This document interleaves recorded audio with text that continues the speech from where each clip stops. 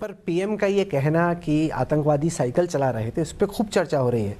अखिलेश उसको भुनाने की कोशिश कर रहे हैं, कह रहे हैं कि साइकिल तो सब पूरा यूपी चलाता है, जितने गरीब लोग हैं वो सब साइकिल चलाते हैं। तो क्या बीजेपी ये कह रही कि जो साइकिल चलाता है वो आतंकवादी है? नहीं, बिल्कुल नहीं। वो यूपी की जनता बहुत समझदार है, होशियार है। उनको मालूम है कि साइकिल का, समाजवादी साइकिल का संबंध बॉम्ब ब्लास्टिंग से है। ये वो अच्छे से समझती है। गरीब आदमी के साइकिल चलाने पर किसी को न कोई कष्ट है और न ही ये इशारा प्रधानमंत्री जी का उधर जाता है। ये इशारा उधर ही जाता है कि साइकिल का साथ जो समाजवादी पार्टी का सिंबल है उसका सीधा संबंध आतंकवादियों के साथ है।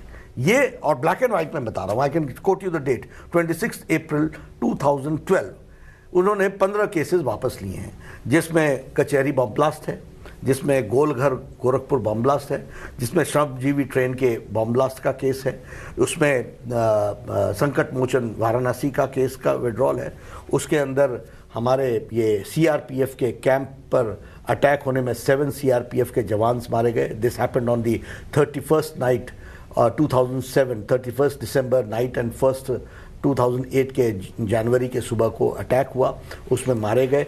और इन सब लोगों को छुड़ाने का काम 26/4/2012 को अखिलेश जी ने बतौर मुख्यमंत्री किया। अब ये बताना तो हमारा काम है। साइकिल आपका सिंबल है, प्रधानमंत्री ने यही कहा कि साइकिल वालों का संबंध आतंकवादियों के साथ है, तो ये आतंकवादियों के साथ तो स्पष्ट दिखता है। अभी अहमदाबाद बम ब्लास्ट में 38 लोग को सजाए मौत सुनाई गई है। वहाँ शहाबुद्दीन जो मुजाहिदीन का इंडियन मुजाहिदीन का जो नहीं लश्कर तौबा का जो कमांडर इन चीफ था, उसके केस को वापस लिया, तारिक कासमी के केस को वापस लिया, खालिद मुजाहिद के केस को वापस लिया। अभी ये जिसके जो आजमगढ़ का रहने वाला है, मैं नाम भूल गया हूँ, सब बाटला हाउस वाला है? बाटला हाउस वाला नहीं, ये जो अहमदाबाद बम ब्लास्ट केस हुआ, अहमदाबाद में जिन 38 लोगों को सजाए मौत हुई है, उसमें से एक व्यक्ति आजमगढ़ का है, शमशाह नाम है। उसके पिताजी की तस्वीर सोशल मीडिया पर और मीडिया में चल रही है, जो अखिलेश जी के साथ दिखते हैं।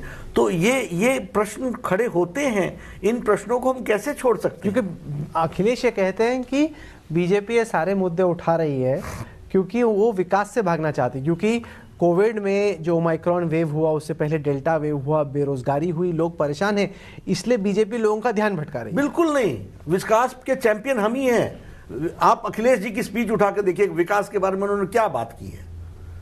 और मैं अभी भी आपके सामने चैलेंज करता हूं कि अभी चुनाव बाकी है, 4 फेजेस बाकी हैं, वह उन्होंने विकास में क्या क्या काम किया है उसको लेके क्यों नहीं आते? आप अखिलेश जी की सारी स्पीचेस उठा करके देखिए, he has spoken nothing about vikas, he has got nothing to say on development.